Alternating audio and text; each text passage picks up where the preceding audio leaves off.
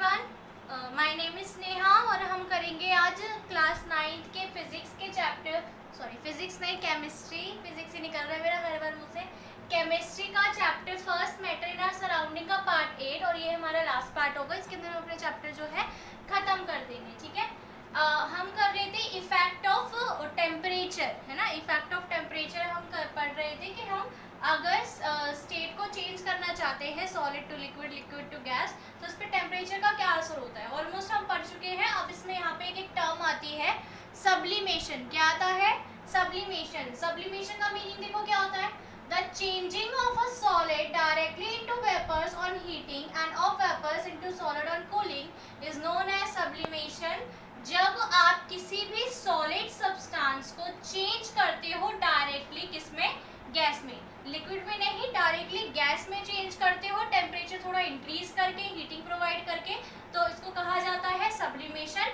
वहीं इसका अपोजिट है जब आप वेपर्स को सॉलिड में चेंज करते हो, वेपर्स को सॉलिड में चेंज करते हो कूल करके, कूलिंग प्रोवाइड करके, तब भी क्या कहा जाता है इसको? सब्लिमेशन। ठीक है, the solid substance which undergo sublimation is said to sublime. जिस सॉलिड सब्सटेंस को आप गैस में चेंज कर रहे हो डायरेक्टली, उसको सब्लाइम कहा जाता है। और वहीं the solid obtained by cooling of vapours of the solid is called sublimate. और जिस सब्सटेंस को आपने वेपर्स को कूलिंग देकर सॉलिड बनाया है, उसको कहा जाता है सब्लिमेट। क्या कहा जाता है उसे? सब्लिमेट। एग्जाम्पल देखो इनकी कौन कौन से हैं, कौन कौन सी ऐसी चीजें हैं जो डायरेक्ट सॉलिड टू गैस या जिनके वेपर जो है डायरेक्टली सॉलिड के अंदर चेंज हो सकते हैं। कौन कौन से हैं? Ammonium chloride, iodine, camphor, naphthalene ball and anthracene और ड्राई आइस। ठीक है, ड्राई आइस क्या होती है? ड्राई आइस जो होता है आपका CO2 होता है। कार्बन डाइऑक्साइड गैस का नाम सभी ने सुना है।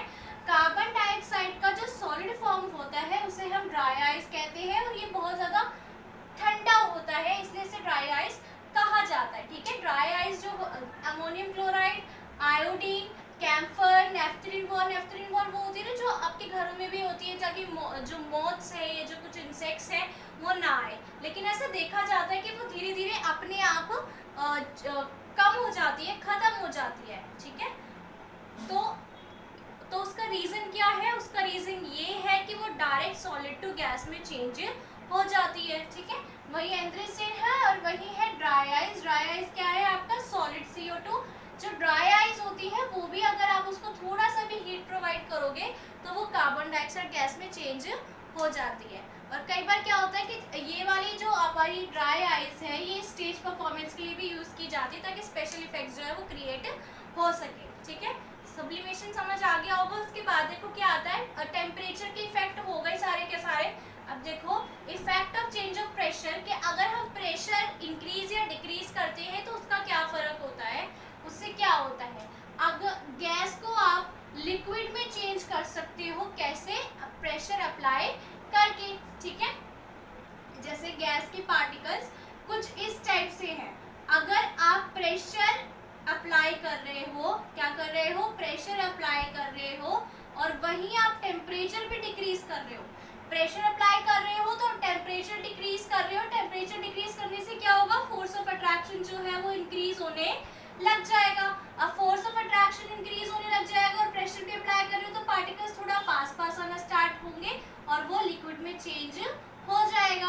वहीं आप लिक्विड टू सॉलिड में भी चेंज कर सकते हो। कैसे? आप और ज्यादा प्रेशर अप्लाई कर सकते हो। ठीक है, जैसे CO2 गैस होती है, वैसे ही CO2 अगर गैस को आप बहुत ज्यादा प्रेशर लगाओगे तो वो आपका इसके अंदर ड्राई आइस के अंदर या सॉलिड फॉर्म ऑफ CO2 में चेंज हो जाएगा। ठीक है, जो आपकी ड्राई आइस होती है वो हाई प्रेशर में रखी जाती है। अगर उसको हाई प्रेशर में हम नहीं रखते हैं तो वो अपने आप इवेपोरेट हो जाती है। ठीक है, अब हमारे पास एक टर्म आती है इवेपोरेशन। इवेपोरेशन का मीनिंग क्या होता है? The process of a liquid changing into vapour और gas even below its boiling point is called evaporation. देखो इवेपोरेशन और बॉइलिंग पॉइंट में क्या फर्क है ये समझो। आपको मैंने बताया था कि जैसे अगर वाटर है, वाटर आपने रखा, आपने उसको हीट प्रोवाइड की, आपने इसे हीट प्रोवाइड करी, एक टेम्परेचर ऐसा आएगा जिसपे वो बॉईल होना स्टार्ट हो जाएगा। जिसपे वो बॉईल होना स्टार्ट होता है वही उसी टाइम वो वेपर्स बनाना स्टार्ट करता है। बॉइलिंग का मतलब क्या है, वो गैस के अंदर चेंज हो रहा है। तो ये तो था हमारा बॉइलिंग पॉइंट। क्या था हमारा बॉइलिंग पॉइंट, और ये था बॉइलिंग ऑफ वाटर। लेकिन बॉइलिंग ऑफ वाटर के लिए हमें क्या चाहिए था, बॉइलिंग पॉइंट चाहिए था, एक डेफिनेट टेम्परेचर चाहिए था। लेकिन इवेपोरेशन में क्या होता है, हमारे बॉइलिंग पॉइंट की जरूरत नहीं होती। यानी अगर मैं बोलूं, अगर आप पानी को, अगर वाटर को अगर आप बॉईल नहीं करोगे तो क्या वो इवेपोरेट नहीं होगा, हो जाएगा। अगर आपसे गलती से फर्श पे वाटर गिर गया है और आपने उसको छोड़ दिया, और अभी आपसे थोड़ा सा वाटर गिरा और आपने उसको 2-3 घंटे के लिए ऐसे छोड़ दिया, तो क्या आप 2-3 घंटे बाद आओगे तो उतना ही वाटर आपको देखने के लिए मिलेगा, नहीं मिलेगा। क्यों? क्योंकि वाटर जो है इवेपोरेट हो जाएगा। लेकिन इवेपोरेट क्यों किया, इवेपोरेट कैसे हुआ, आपने तो उसको हीट ही प्रोवाइड नहीं करी। तो इसी प्रोसेस को बोलते हैं हम इवेपोरेशन। जब आप बॉइलिंग पॉइंट, कोई भी सब्सटेंस जब बॉइलिंग पॉइंट से बिलो वेपर के अंदर चेंज होने लग जाता है तो उसे बोलते हैं इवेपोरेशन। क्या बोलते हैं इसे, इवेपोरेशन। अब इवेपोरेशन को कौन कौन सी चीज जो है अफेक्ट करती है, अफेक्ट मतलब आप इवेपोरेशन को कैसे इंक्रीज कर सकते हो या कैसे डिक्रीज कर सकते हो। तो सबसे पहले हमारा आता है टेम्परेचर। टेम्परेचर बोले तो अगर आप किसी भी सब्सटेंस का टेम्परेचर इंक्रीज करते हो तो रेट ऑफ इवेपोरेशन जो है इंक्रीज हो जाता है। यानी वाटर है, आपने रूम टेम्परेचर पे रखा, इवेपोरेट होगा, हाँ पक्का होगा इवेपोरेट। लेकिन अगर आप उसको थोड़ा सा हल्का सा टेम्परेचर और प्रोवाइड करोगे तो रेट ऑफ इवेपोरेशन जो है वो और ज्यादा हो जाएगा। और इसी का वाइस वर्सा होगा, अगर आप टेम्परेचर कम करते हो यानी उसको थोड़े ठंडे प्लेस पे रखते हो तो रेट ऑफ इवेपोरेशन जो है, रेट ऑफ इवेपोरेशन जो है वो कम हो जाएगा। सेकंड देखो सरफेस एरिया। सरफेस एरिया बोलते हैं जैसे आपके वेट क्लोथ्स होते हैं तो क्या करा जाता है, उनको रस्सियों पे स्प्रेड करके डाला जाता है। क्यों, ऐसे ही क्यों नहीं रखा जाता। जैसे अभी आप समझो कि आपके पास, आपने कोई शर्ट पहनी है जो कि वेट है, ठीक है, पहनी नहीं है, उतार दी है, धुली हुई है, वेट शर्ट है, अगर आप उसको इतना सा कुछ करके ऐसे रस्सी पे डाल देते हो और वहीं आप दूसरी तरफ उसे पूरा सही करके स्प्रेड करके रस्सी पे डालते हो तो कौन सी जल्दी सूखेगी, जो आपने स्प्रेड करके चलाई है वो जल्दी सूखेगी। क्यों सूखेगी, क्योंकि अगर सरफेस एरिया बढ़ता है तो रेट ऑफ इवेपोरेशन जो है वो और ज़्यादा इंक्रीज हो जाता है। क्या होता है, रेट ऑफ इवेपोरेशन जो है वो और ज़्यादा बढ़ जाता है। वहीं इसका वाइस वर्सा होगा, अगर आप सरफेस एरिया डिक्रीज कर देते हो यानी अपने वेट क्लोथ्स को आप ऐसे ही इकट्ठा करके कहीं रख देते हो तो उसके अंदर जो रेट ऑफ इवेपोरेशन होगा वो डिक्रीज हो जाएगा और वो जल्दी सूख नहीं पाएंगे। इसके बाद क्या होता है, ह्यूमिडिटी। ह्यूमिडिटी क्या होता है, आपका जो वाटर, आपकी जो एयर होती है ना, एयर के अंदर कुछ वाटर पार्टिकल्स होते हैं, एयर के अंदर खुद के अंदर कुछ वाटर पार्टिकल्स होते हैं और उसी को क्या कहा जाता है, ह्यूमिडिटी। यानी पानी को, जो हमारी एयर है वो एक हद तक ही तो वाटर होल्ड कर सकती है ना। अगर ह्यूमिडिटी ज़्यादा होगी तो देखो क्या हुआ, एक आपने रेनी डे पे, आपने, एक होता है रेनी डे और एक होता है समर डे, ठीक है। रेनी डे में आपने क्या किया, अपनी वेट शर्ट को सुखा दिया, वहीं आपने समर डे में अपनी वेट शर्ट को स्प्रेड करके सुखा दिया। दोनों में आपने स्प्रेड करके अच्छी तरह से सुखा दिया, तो कौन से डे में, रेनी डे में या समर डे में ज़्यादा जल्दी से सूखेगी? ऑब्वियसली बात है समर डे में सूखेगी। क्यों? क्योंकि रेनी डे में क्या होता है, जो हमारी विंड्स होती है, जो हमारी एयर होती है, उसके अंदर ऑलरेडी बहुत सारा वाटर होता है, बहुत सारी ह्यूमिडिटी होती है, जिसकी वजह से जो आपकी शर्ट जो भी आपने डाली है रस्सी पे वो उसके अंदर से इवेपोरेशन नहीं करवा पाता, उसके अंदर से पानी को टेक अवे नहीं कर पाता। लेकिन समर डे के अंदर क्या होता है, क्योंकि ह्यूमिडिटी बहुत कम होती है और वाटर वेपर्स बहुत कम होते हैं एयर के अंदर, इसलिए जो विंड होती है हमारी वो आसानी से शर्ट के अंदर जो वाटर वेपर्स हैं उनको ले जाती है, जिसकी वजह से वो जल्दी जल्दी सूख जाता है, ठीक है। इसके बाद देखो इसका अपोजिट होगा, अगर ह्यूमिडिटी कम होती है तो रेट ऑफ इवेपोरेशन बढ़ेगा, अगर ह्यूमिडिटी ज़्यादा होती है जैसे कि रेनी डे पे तो रेट ऑफ इवेपोरेशन जो है वो कम हो जाएगा, ठीक है।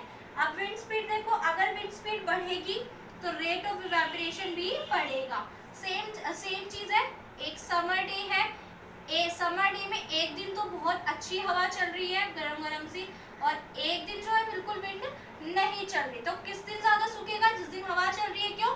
जैसे जैसे हवा सूखेगी कह रही हूँ, जैसे जैसे हवा चलेगी तो इसका क्या सीन होता है, ये आपने जैसे डाला अपना क्लॉथ, ठीक है, आपने क्लॉथ डाला और अभी ये आई विंड, अब यहाँ पे कुछ पार्टिकल्स होंगे वाटर के, अब ये जो वाटर मॉलिक्यूल है, वाटर पार्टिकल्स है, ये विंड जो आई है वो अपने साथ ले जाएगी, इवेपोरेशन हो जाएगा, फिर आएगी, फिर ले जाएगी। लेकिन वहीं जब ऐसा कोई दिन जिस दिन आपकी विंड स्पीड कम होगी तो वो यही प्रोसेस धीरे धीरे होगा। अब ये प्रोसेस धीरे धीरे होगा तो रेट ऑफ इवेपोरेशन इसमें ज्यादा होगा, रेट ऑफ इवेपोरेशन इसमें कम होगा। विंड स्पीड बढ़ेगी तो रेट ऑफ इवेपोरेशन बढ़ेगा, विंड स्पीड अगर कम होगी तो रेट ऑफ इवेपोरेशन भी कम होगा, ठीक है। इवेपोरेशन का मीनिंग समझ लिया, फैक्टर्स देख लिए। अब कुछ अपने इवेपोरेशन के हमारे आम जिंदगी में, हमारे नॉर्मल लाइफ में क्या क्या एग्जांपल होते हैं वो देख लेते हैं। पहले देखो फेनोमेना, देखो कि इवेपोरेशन जब होता है तो उससे ठंडक होती है ना, उससे हमें थोड़ी कूलनेस मिलती है। ऐसा क्यों होता है? The cooling caused by evaporation is based on the fact that when a liquid evaporates, it draws or takes the latent heat of vaporization from anything which it touches. देखो ये बहुत इंपॉर्टेंट है, नोट कर लेना अपने उसमें, क्योंकि काम आने वाला है तुम्हें अपने आंसर प्रिपेयर करने में। देखो क्या है इवेपोरेशन में क्या होता है, जैसे मैंने तुम्हें बताया था कि अगर कोई भी चीज है लिक्विड, ठीक है, लिक्विड टू आप चेंज कर रहे हो गैस या वेपर्स में, है ना, लिक्विड से आप किस में चेंज कर रहे हो? गैस में। तो इसके लिए इसका भी टेम्परेचर वही है और इसका भी टेम्परेचर वही है अभी तो फिलहाल के लिए, लेकिन बाद में क्या होगा, 1-2 सेकंड बाद वो लिक्विड जो है आपको ठंडा लगेगा। ऐसा क्यों? क्योंकि जो इसके अंदर हीट होती है, कौन सी? लेटेंट हीट जो होती है, लेटेंट हीट ऑफ फ्यूजन की वजह से ही तो ये इवेपोरेट हो पाता है। लेटेंट हीट ऑफ फ्यूजन की वजह से ही क्या होता है? इवेपोरेशन होता है। अब लेटेंट हीट ऑफ फ्यूजन जो है इवेपोरेशन में यूज हो गई, तो कहीं ना कहीं जो आपके पास ये बचा हुआ रिमेनिंग लिक्विड है, जो आपके पास रिमेनिंग लिक्विड है, उसके अंदर से जो है हीट कम हो जाएगी। रिमेनिंग लिक्विड में से क्या होगा? आपकी हीट कम हो जाएगी, जिसकी वजह से आपको कूलिंग होगी, ठीक है। ये होता है इसके अंदर। तो यही फेनोमेना है जो हर चीज में काम आता है।